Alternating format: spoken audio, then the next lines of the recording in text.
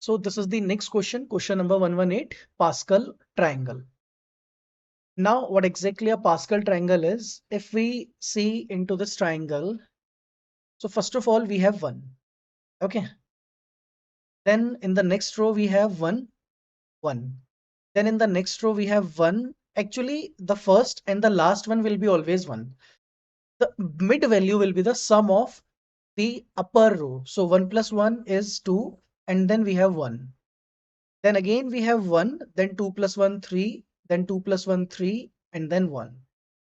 Then 1, 3 plus 1, 4, 3 plus 3, 6, 3 plus 1, 4, and then 1. So this is what a Pascal triangle is. This is how a Pascal triangle is going to be built. We just need to, if you want to get this value, you have to add these two. Okay, so 3 is sum of 2 and 1. So then this 3 is sum of 2 and 1. So 4 is sum of 1 and 3. 6 is sum of 3 and 3. 4 is sum of 3 and 1. 2 is sum of 1 and 1. This is how Pascal triangle is built.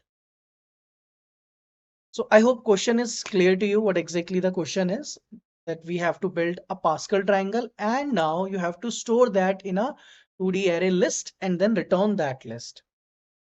Okay, so let's start implementing this question. In this, we need to maintain the array list, 2D array list we have to maintain.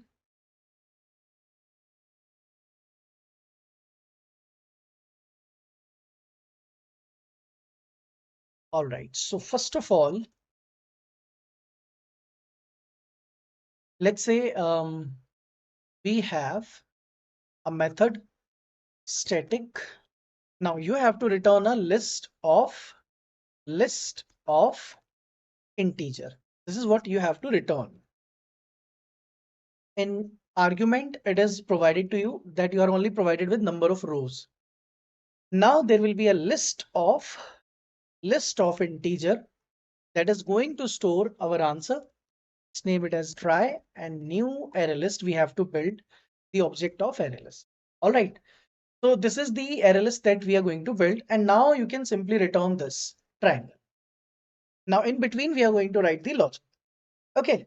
So the very first thing we know about that, whenever we are going to build this Pascal triangle, there is one thing that is fixed, that the first row will always be only 1.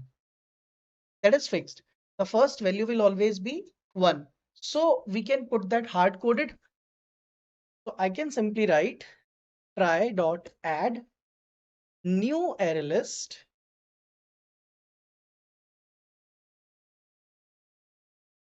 All right, we just need to put a new array list and then get that array list from 0th index and add 1 in this.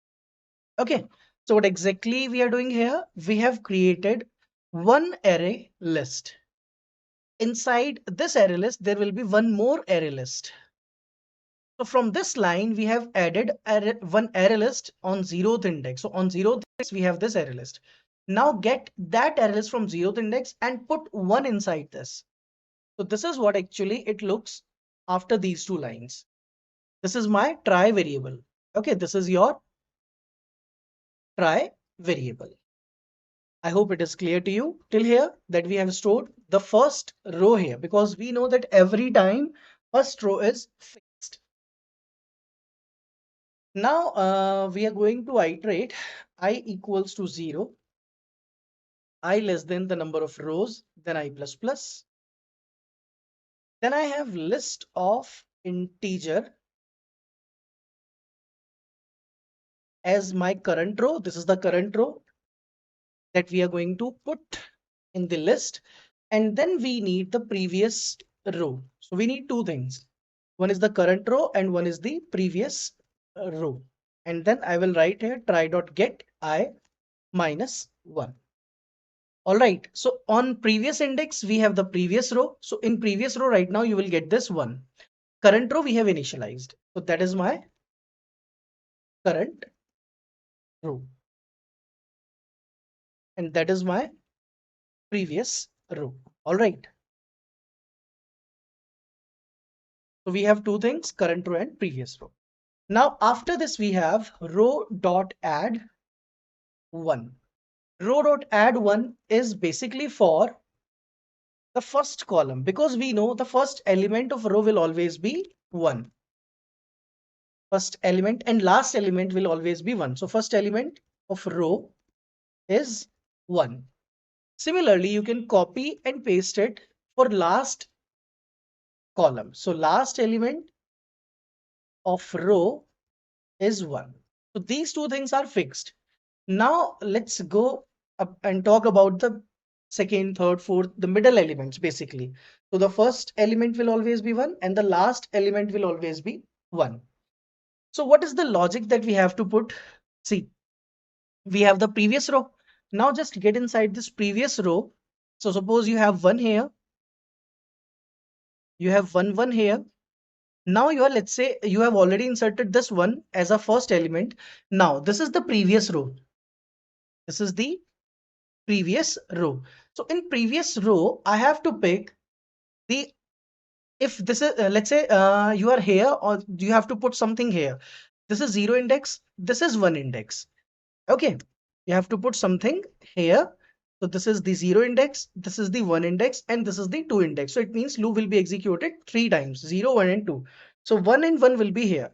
Now when I have to store something on first index, so I have to get inside the previous row and I have to pick the 0th index element and the first index. It means I have to pick the current index element and I have to pick the -1 index element. All right, this is how we have to pick.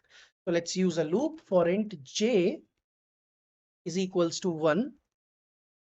J is less than I, j plus plus. Now we just write here row dot add previous row dot get j minus 1 plus previous row dot get jth element. So this is how I'm just going to pick these elements. See, this is how simple it is. So basically what I'm doing here, the first element I have already inserted. This is my first element. This is my last element. Now we have to talk about the mid element. So on 0th index, we have inserted the element. So loop is started from first index. So right now jth value is 1. So 1 minus 1, 0. So just go to the previous row and pick up the 0th index element. So on 0 index, we have 1.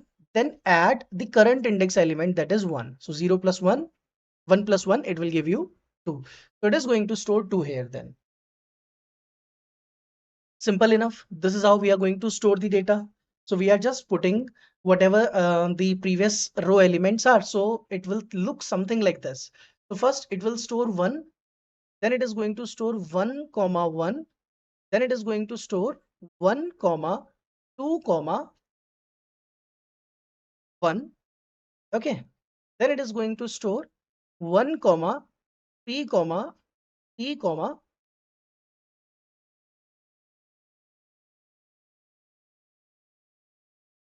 1.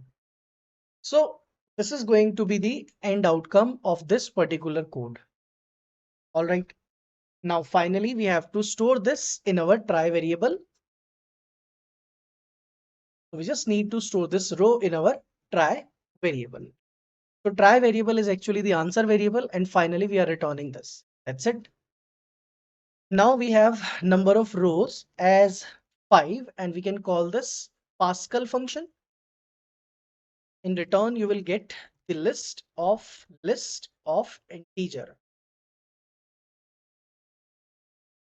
Name it as answer and then print answer variable directly. Just to make sure that we are getting the correct result. So we are not getting the correct result. We are getting one error in line number 15. Let's go to the line number 15. The loop is started from 0. It should start from the first index. It should not start from the 0th index because 0th index is already occupied and I minus 1 will give you the error. All right. So this is the answer. And now I have already submitted this code on LeetCode. Let me show you. If we try to submit this code, this is the same code. Okay. So I hope it is clear to you about Pascal triangle.